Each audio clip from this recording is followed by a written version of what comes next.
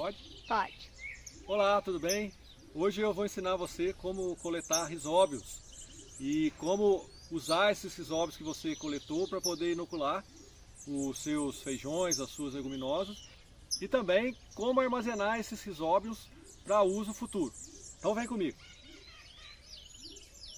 É importante que você saiba que existe uma grande diversidade de risóbios e cada tipo é específico de um grupo de leguminosas. Para descomplicar um pouco isso que eu acabei de falar, o risóbio que a gente utiliza, por exemplo, no feijão mungo verde, ele não serve para o soja. Para diminuir a complexidade do processo, o ideal é que você colete os risóbios usando como isca a própria variedade da leguminosa que você quer inocular.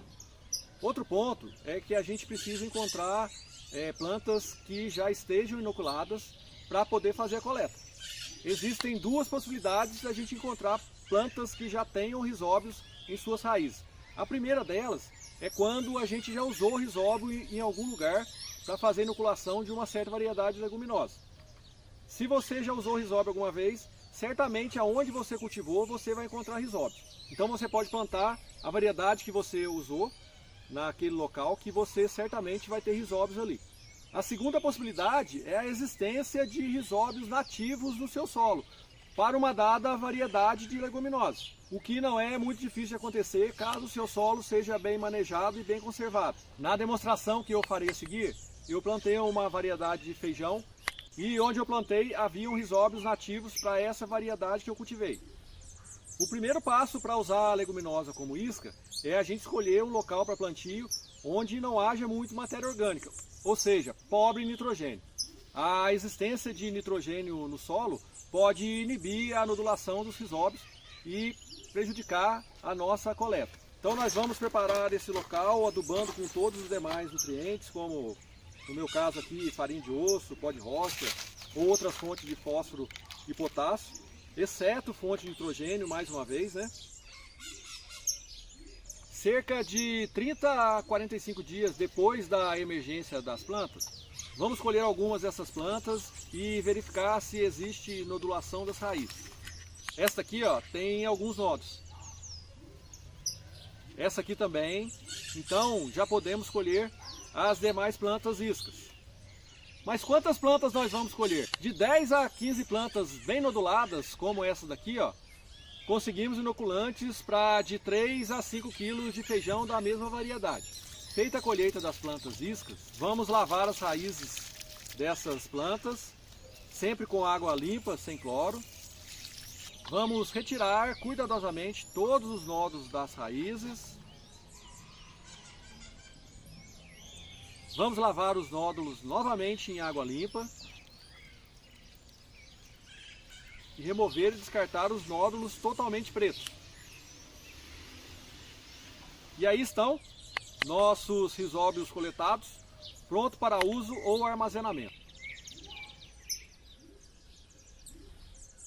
Para utilizar os risóbios já coletados como inoculantes, nós vamos macerá-los em líquido.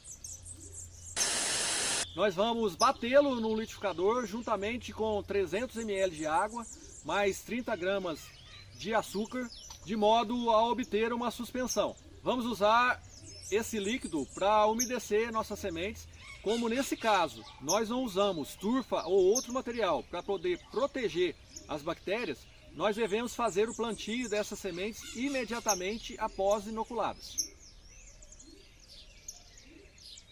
O ideal é que você colete e utilize os nódulos de risóbios imediatamente.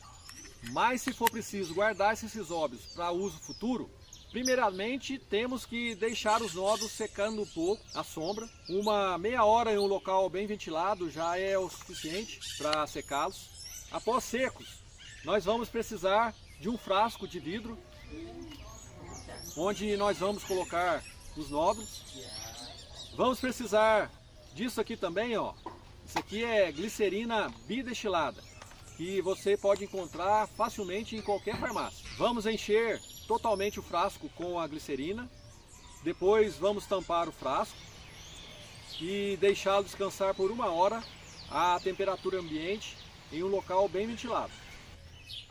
Após 1 hora, nós vamos colocar o frasco no freezer. E dessa maneira nós podemos deixar os risóbios armazenados de 6 a 9 meses.